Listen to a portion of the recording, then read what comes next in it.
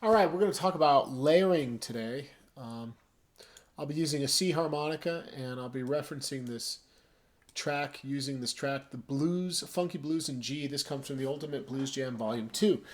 If you don't have that and you're wondering where I've got that from, it comes from Harmonica 123. It's where you can get it if you'd like it. So I want to continue this theme about improvising this topic and move in a direction that helps us before we get too advanced. It helps us really slow down and solidify our message. What are you actually saying musically when you are improvising? Do you feel like you're just trying to create something in the moment, or are you really feeling solid and you know you're creating something? Obviously a big difference between the two. So the topic that I want to discuss is layering, and what I mean by that, let me take a minute and just talk about what that means to me. Layering to me is starting basic and building, becoming more complex as you move through a solo. So a basic idea for layering could be, and I'll just name a few, I'll just talk about it a little bit, and then I'll demo some of this, obviously, so you guys can begin to practice this concept, put it into motion in your practice sessions and actually in your real time playing. So, sorry, I'm always sniffly and sneezing when I record, but I've got bad allergies this time of year. So layering, back to the topic here, what I'm saying is let's create something really simple at first. It could be a warble, where the one chord is going over a 12 bar and you're just playing a simple warble. And on the 4 chord, you just repeat the warble. And on the 4 chord, the turnaround, the 5 chord, you could just repeat that warble again. That's one really basic layering idea where the message or what you're saying doesn't change over the chord changes as those chords are changing. You don't always have to adjust, especially if it's... Let me show you what I mean. Let's put it into motion. Here's the warble.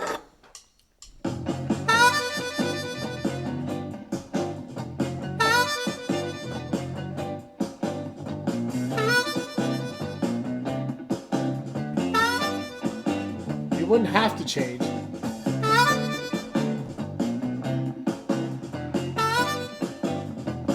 All right, let's pause. That was 12 bars. And now you might be asking yourself, but Ronnie, how is this really something you would actually like use right now? Like, would you just play what you just played in real context? Kind of. I would. Let me show you. I might then take that layering idea. One, let's back it up even further. When you work on something like this in a practice session where you're just practicing concepts, this is a safe place to kind of go through and make it really basic. When you're going to improvise and take it to the stage, or you're going to perform or play with another musician, that's when it's time to like branch out and take some of the basic skills and take them one step further, but less than you'd think still, like this.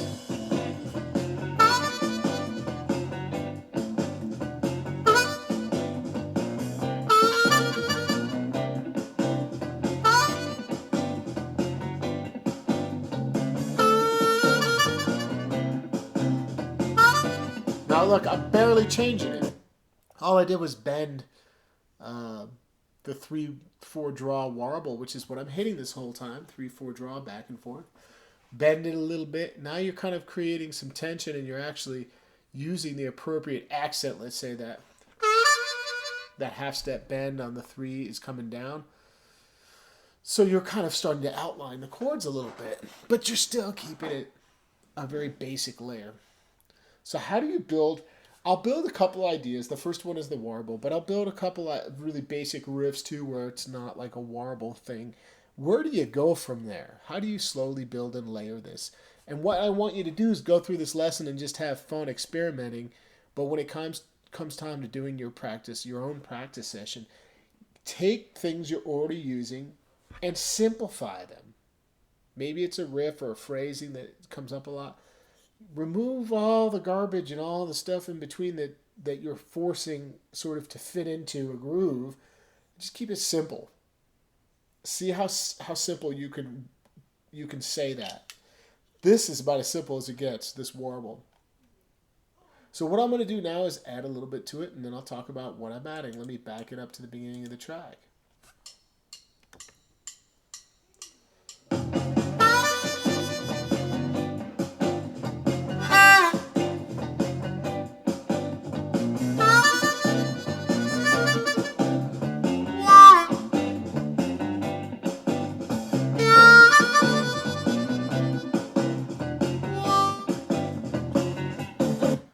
So I'm using this 2-draw into like the 2-draw full step bend. I'm saying the word ow. If you can't get the inflection on that bend, just use the 2-draw and cut it off like a staccato, taking the top of your tongue and bring it from top down. Da, da, like that. Or dow. That ow shape is what's getting the bend to come out. So I took the warble and I went ba. And I believe the ow, I'm counting it for you guys to be pretty exact, to give you let you know exactly where it fell in. Let's just do it again. I believe it starts on the third bar. Like if we count this.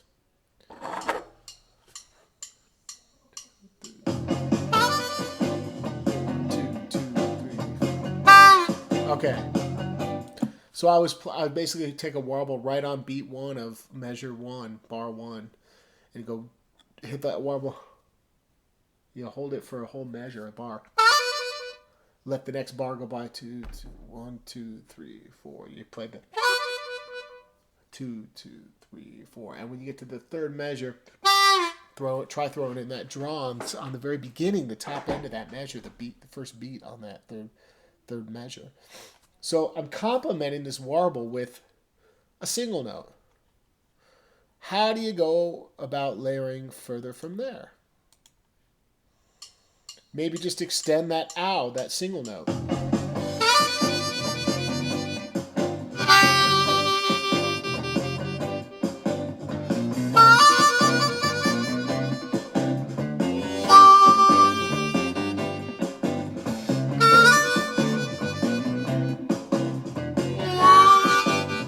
Or maybe this.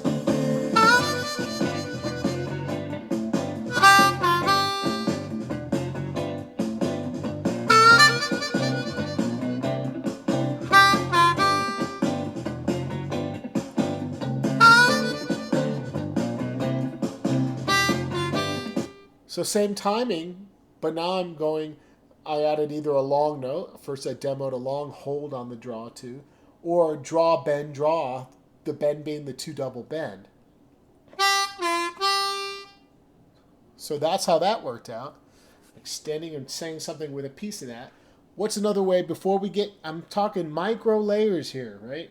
So what else could I do to the warble? Let me show you what I might do. Instead of just coming in straight with the warble, what if we go like this?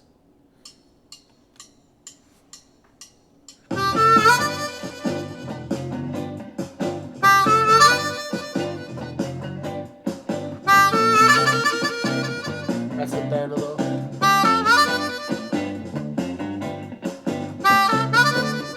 So I'm just demonstrating how we can change the intro to the warble. We could still add those extensions, like the long note 2 and all the other stuff I demonstrated, but what am I doing to the intro of this warble, this little pickup note? What is happening there? I'm just playing 2-draw, 3-draw, half-step bend, then going to the warble.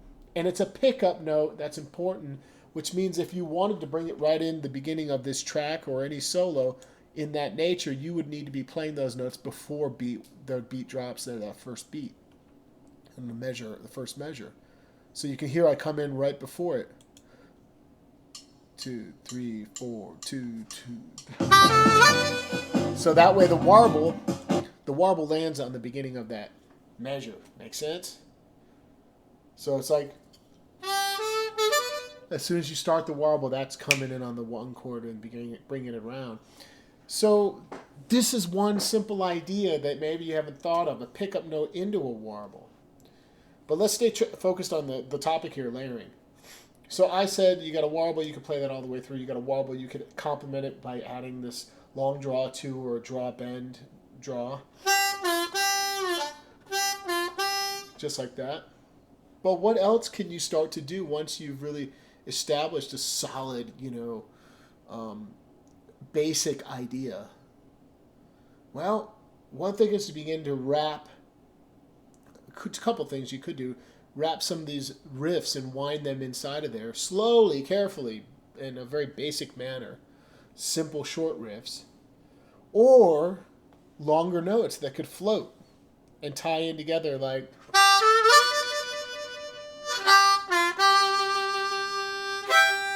You know, you could extend these notes even longer. You could hold long notes. But let's take the idea of taking a short riff for the sake of time and also for the sake of just giving you some specific ideas. What if we just take that same concept of what we're doing here at first? I want to kind of complete it by adding one more level of it. And then I'm going to play with it and just show you where it could go. The one more level,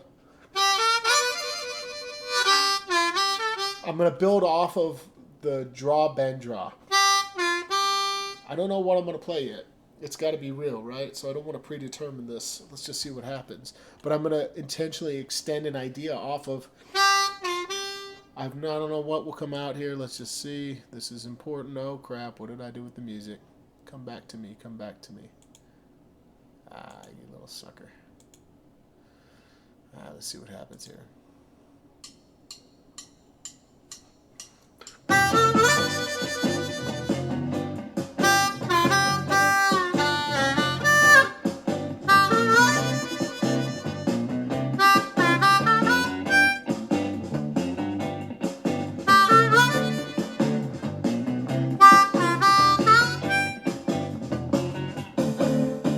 Trying to really refrain and restrain myself rather in this moment to keep it as simple as I can.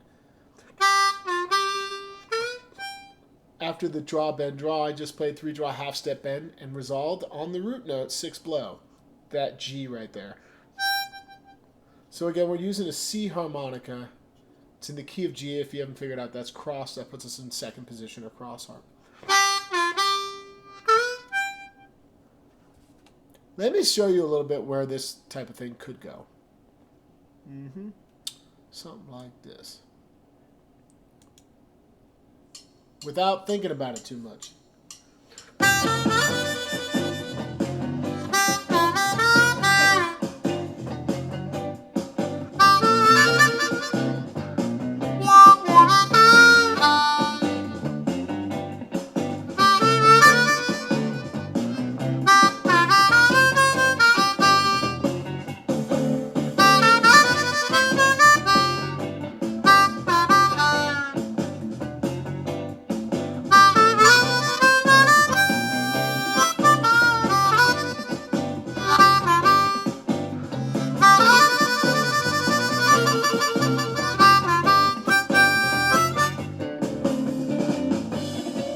So what you're often hearing, like when you hear somebody go off on a solo, sometimes they've worked out these basic concepts ahead of time. They've really thought about like what makes a good solid foundation, but they're just kind of stepping it up to stage 3 or 4 of what we're doing.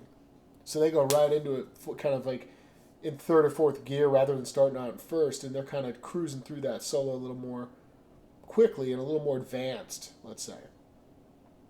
But to demystify all that, the essence is to break it down into its more simple form, which is what we're doing, and we're trying to say, what made that sound so good? Because this groove, again, this little groove here, funky little groove, there's a million things I could do, and I'm going to switch gears with the same track. I'm not going to switch this track because I want you to see just how many directions you can take this practice idea of layering. So let's layer another concept. I'm going to try to create something in the moment right here. I had some ideas, but I thought, man, I just want to keep it as fresh as I can and just see what comes out.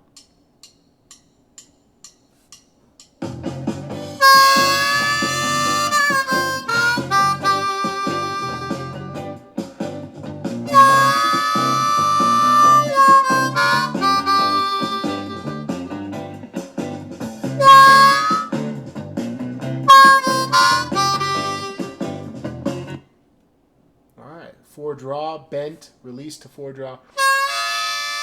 Holding it the whole time. Bend it. That's the 4. And blow. So let me be really specific. I'm bending the 4 down, and as I release it, I blend a little bit of the 5 draw into there. Then I bend the 4 down clean and blow. The next part is 3/4 draw, a little bend on the 3, that double stop. And then 2 draw twice using the ta method, ta ta. That's the riff.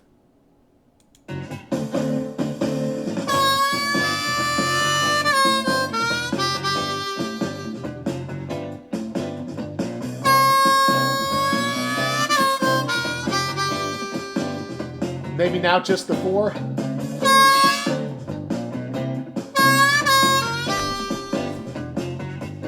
Even when I left out the 4 blow at the last time, that little riff where I took away the 4 blow, it's still in line with what we're playing, meaning it still goes along with that same riff. I just removed a note, and I simplified it even more on the turnaround. I just played the 4, and then draw 4, draw 3, draw 2 kind of pattern there. We could take what like we did in the last one and do a pickup into it. 2 draw, 3 draw, half step bend would be a great pickup note. Here's what it would sound like.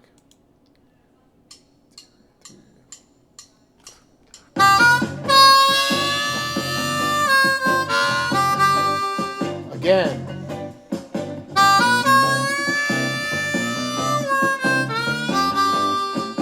Pickup notes again.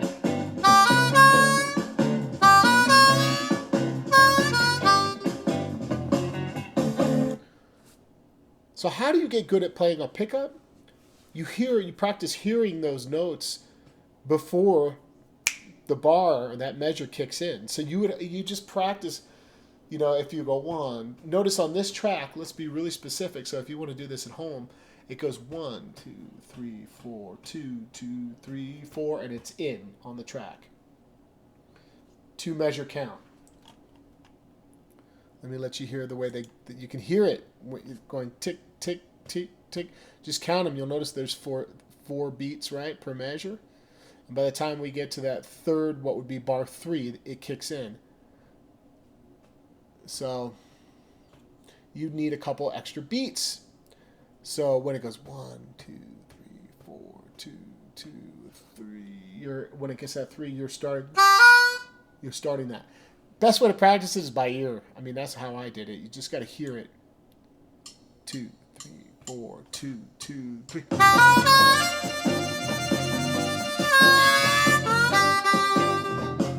All right. So we've added one idea, this pickup note. So let's keep building this idea out a little bit further. And what I think you're going to find is that by going through this lesson, you starting to build your own little model of how you could either simplify ideas you're already using and bring them back, whittle them, like melting something down to its basics, to the bones, like you're making a bone broth and then you strain it. You just have the bones, right? You might have some other stuff in there, but that's what I'm visualizing. I'm like, what is the skeleton of this? What is the basics? So let me build on this a little bit further.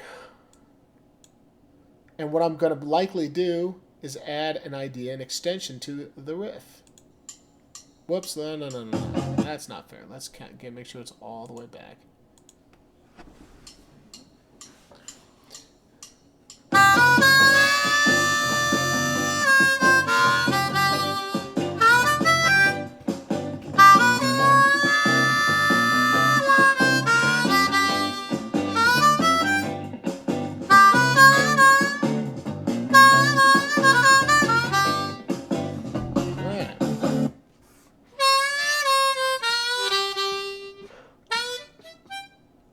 It's like the juke riff, 3 draw, 4 draw, 5 blow, 6 blow, little bend on the 3.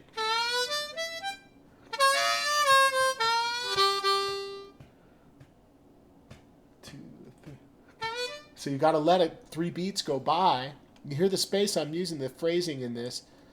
It's 1, 2, 3. So you're kind of coming in at the end of the measure. And what I'm hearing is like a 3-beat rest. Let's see one more time. 2, 3, 2, 2. I screwed that up because I thought about it too much. I'm sitting here counting it.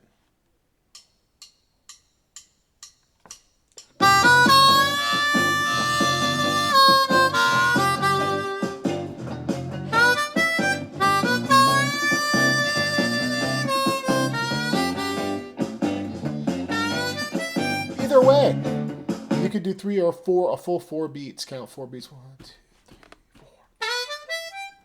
But go back and just rewind this video if you want the timing of that phrasing. Most of the phrasing and timing I've learned over the years is based off of just going back and listening to what the other artists are doing and grabbing a piece of that, working it into my own stuff. All right. That's cool. So we got 3 draw, 4 draw, 5 blow, 6 blow. And notice on the turnaround, I kind of spiced it up.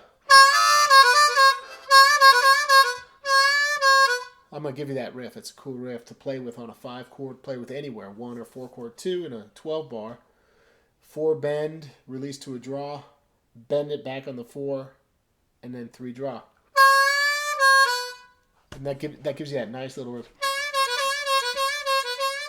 You can turn it into a nice little triplet area there. Let me now just experiment. Let's see where this goes.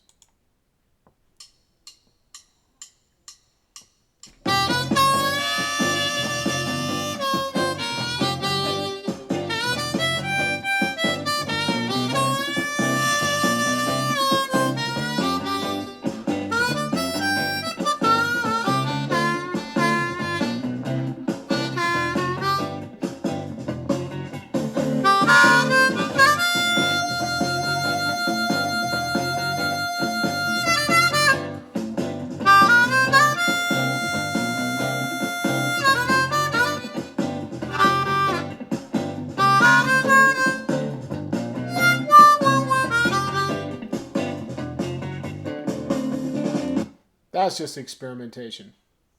But I think you'll find that you'll hear that my timing on that 3 draw, 4 draw, 5 blow, and 6 blow is flexible. I don't have to be, the last thing you want to do is count it like in the moment. 1, 2, 3, and then try to come in. Maybe if you're having so much trouble, you turn on a metronome and during your practice session, you really want to examine exactly. I want to know that I'm coming in on the exact. For me, it's by ear, and because phrasing is flexible, sometimes I can come in quick, sometimes I can come in later. It's going to come out fine either way. Just know that when you decide, just trust your instincts and come in.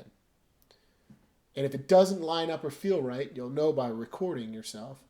Then you can start to make little adjustments and tweaks and say, all right, that didn't work. Did I come in really way too late? Or just so early that it sounded rushed? But after that, I started just messing around with walking down riffs.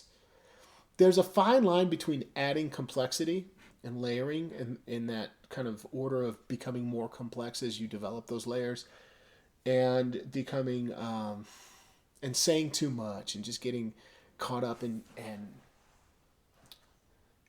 not stopping and just playing sort of a non-stopped garble of notes, which is a common problem. The most important thing in layering is that even as it gets complex, there's still opening. There's still time to leave rests in there. Let's see here. Let's do one more example of a way that we can work through besides those 2 ideas. How about instead of this,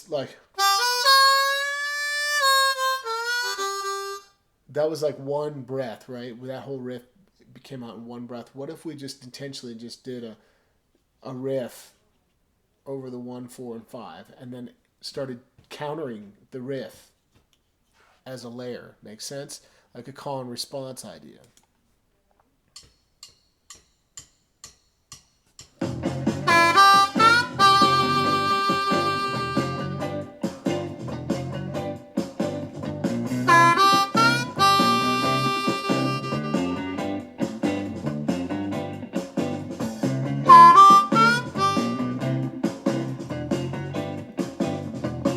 Our initial riff here is 2 double bend, 2 draw, 3 draw, half step bend, and 2 draw.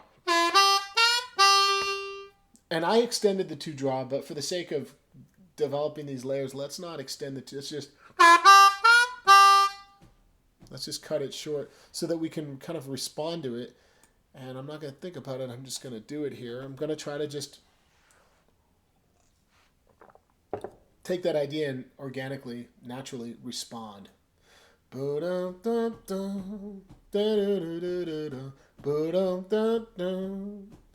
So I'm gonna say something, and I don't want to think about what it is I'm gonna say because I'll mess it up.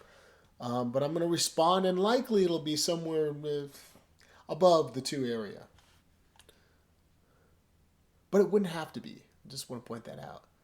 Maybe I'll do two examples of ways to respond clearly to this.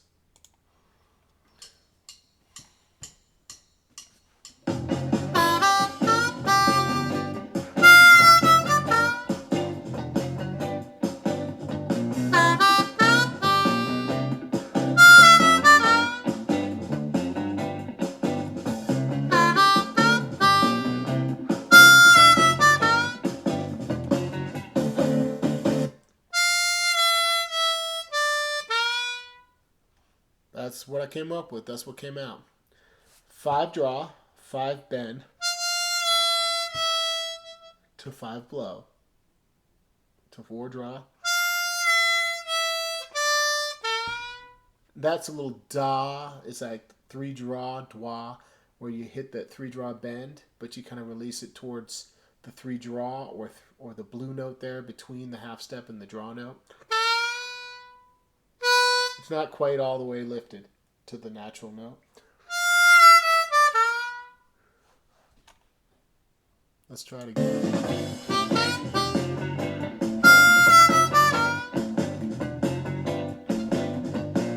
I didn't give you the rest of it. I'm sorry. Maybe I did. Yeah. After that 5 blow is 4 draw, 3 draw. So, yeah, I did give you all of it. So, if you want to just try this riff with me before we go playing it again, just try to repeat the riff with me. Get yourself on track with the riff so that you can throw it in there. It's all one even exchange of breath, meaning draw, bend, blow to 4 draw. Once you get to the 4 draw, don't stop your breathing. It's just 4 draw, 3 draw out. Remember, when you land on the 3, have it bent a little bit. So let's try that exact thing. I'm going to back it up.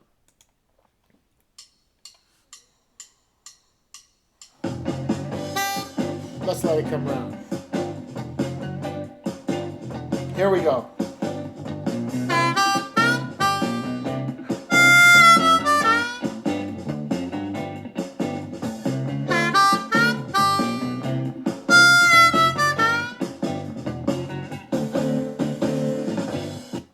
So now what happens from there? I'm hearing an idea. I'm hearing a response to the call and response. So I'm going to play you what I hear. It just came into my head. Based on what, and you know, what I'm hearing now I probably wouldn't be hearing it exactly like that unless it weren't those two things. So in other words, depending on what you say, it will alter and determine, kind of change what you're going to add into the mix here. Here's what I hear.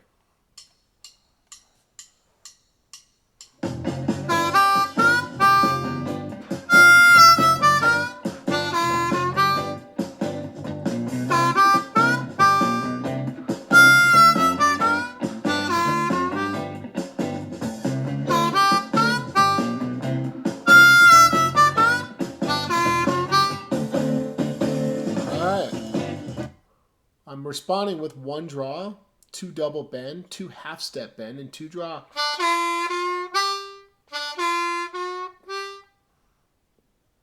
When does it come in?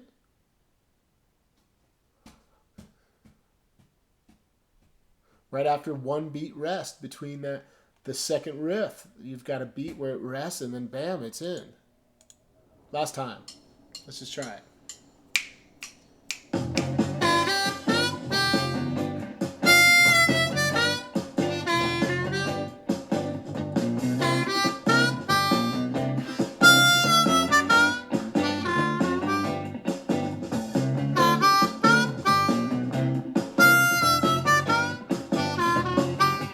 Here's what it could be.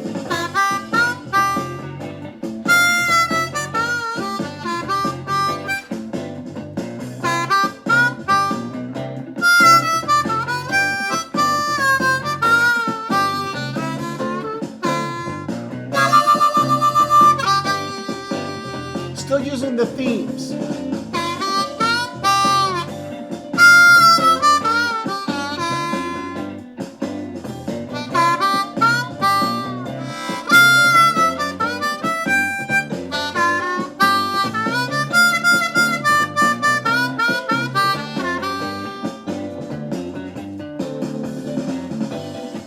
All right. Notice that they're that 1, 2, 3, 1, 2, 3. I'm using these in groups of 3. I'm hitting these notes. The 5 draw, 4 draw, 3 draw, to change up the timing, which leads me to kind of a nice segue here. One way to layer effectively is not just to think about how many other riffs are you going to layer in there and other ideas, but how are you going to change up the timing? Mixing up timing is one way of kind of, whoa, that could be a first. It's kind of one further layer of changing up. Well, it is. Changing up your layering is what it is. Because you're starting with one tone, sort of one approach. This one did change the timing. We played with the timing in that, meaning it wasn't just, it wasn't pretty dead on the beat. We broke that timing. And when I added later to it, I just kept going.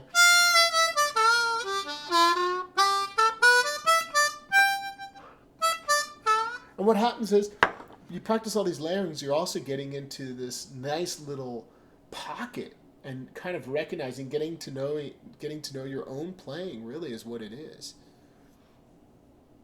So that you are really ultra confident and comfortable when you get up there, because you're like, I'm going to nail something right here. And all of my energy, when I do this approach to layering, the simplest levels, every level, all the energy, the focus has to be on tone first. And then pitch control. If I have good tone and good pitch control, I can play with my timing and I can work on timing and just stretch things, and I know that I can land on my feet. And quite the opposite. If tone is off at all, or your pitch, your intonation, your ability to control these bends is not working for you right now, it'll become really challenging for you to make that come out, for you to get it to come out nicely how you want it to. Your goal will be to work on those things while you also work on a very simple version of this layering. All right, I'm going to do one more today, which means I'm going to take a totally separate idea and I'm going to balance those two sort of timing things I was talking about.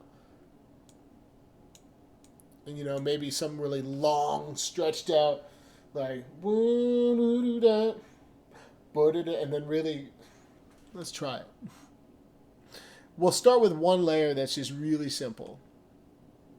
Maybe long notes.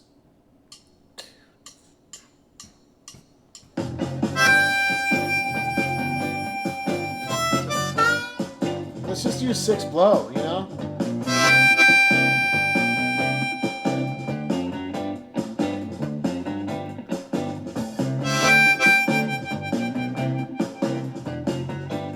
Pick up notes.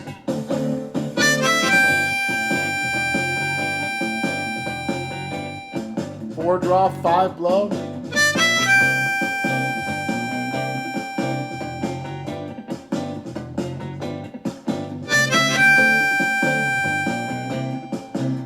Let's just complete this phrase before we go any further, like.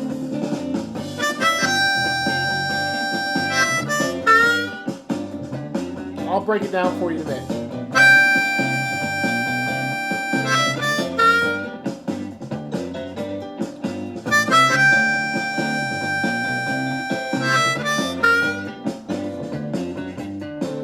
So there's 2 things I'm throwing out at first, and then we're going to really screw with the timing here and mess with it, get some syncopation going. There's 6 blow just as a long note. I added 4 draw, 5 blow as the pickup notes. The completion of the riff is just 5 blow, 4 draw, 3 draw, half step bend.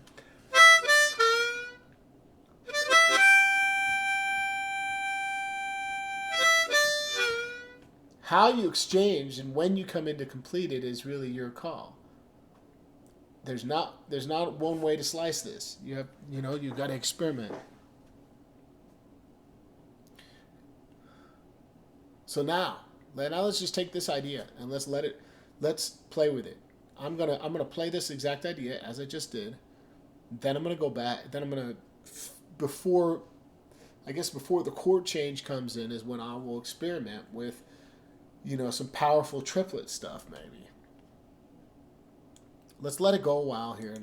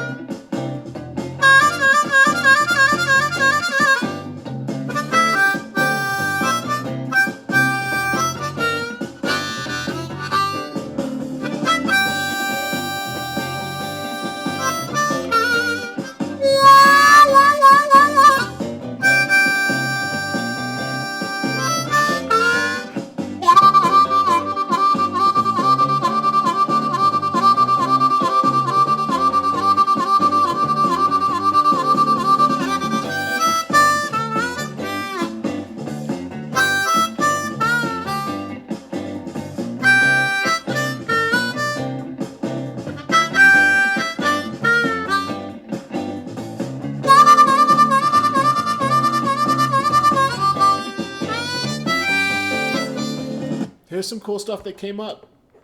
So sometimes you don't need to pick up notes. Once it gets moving, I took them out because it was tripping me up. You're holding that long note. Sometimes I'm playing this as an octave. 2/5 blow and 1/4 draw. And then I responded with this powerful sort of triplet area, 4 draw. That's this. I've covered this before, but it's just doi da da on the 4 bend to 4 draw. That's 4/5 draw. Those last two are 4/5 draw. The first one is a 4 bend coming up to a 4 draw. I did it on the 2 draw. I stuck with it so long because I didn't like the way it sounded when I started it, and I wanted to get a hold of it and start to control it more. And then notice what I did the last time around. I just played, and I kept playing that. And when the turnaround came is when I switched it up and just threw in the triplets. A different area, a different way to balance it. It doesn't always have to be within the 1 chord, within the 4 chord. Sometimes maybe your balance will come later when the turnaround's there. I used also the triplet 4 bend, 4 draw, 5 draw. Practice it very slowly at first. If you can't play it fast, master these different tempos, and when you can speed it up and get it to that fast tempo and you can control it, start using those. Notice my chin will be a big component to the triplet stuff like that. There's a shift in the jaw upward. That looks a little weird.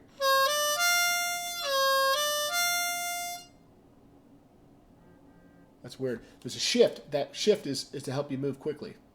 It's basically getting your jaw, getting at speed like riffs like this. That's how we develop as a diatonic player, especially. You develop really good speed. It's learning how to use your jaw when it becomes between the speed of notes that are adjacent holes there. Okay? So let me just say this though. Let me take one last spin at this track before I end class. And what I want to do is just play it with the idea of layering in my mind, but no sort of agenda whatsoever at all.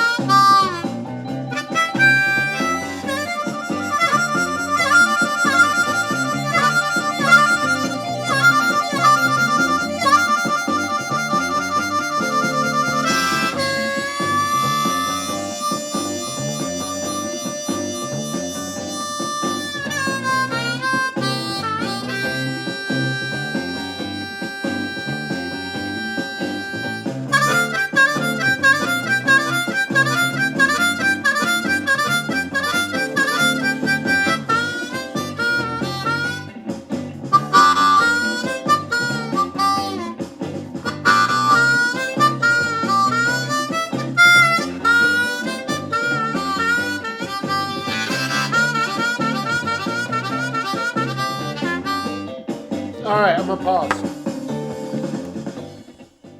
Don't forget note substitutions. That was floating through my mind.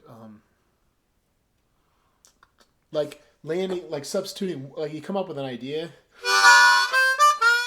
The last note, three draw, could be a three draw or could be a warble. What are the substitutions for single notes? Warbles, octaves, or or or let's do a different one. Like you go and land on sixth blow, or land on 4/6 or 3/6 blow,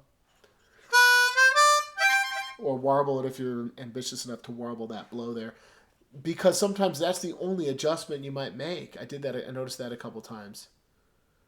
And you'll go back and listen to what I played maybe, and you'll hear areas where, okay, I could see where he came up with an idea and he kind of built it a little bit and worked around that. And then he took that idea and just kind of extended it. Or I heard where he then eventually went into only triplets for the five, or the long note periods where he's holding long notes. When did that come in relation to what he was doing before and what he's going to do after that? How do those long notes fit in? Get into it. Think about it and examine it from all these different layers. That's where it becomes a lot of fun.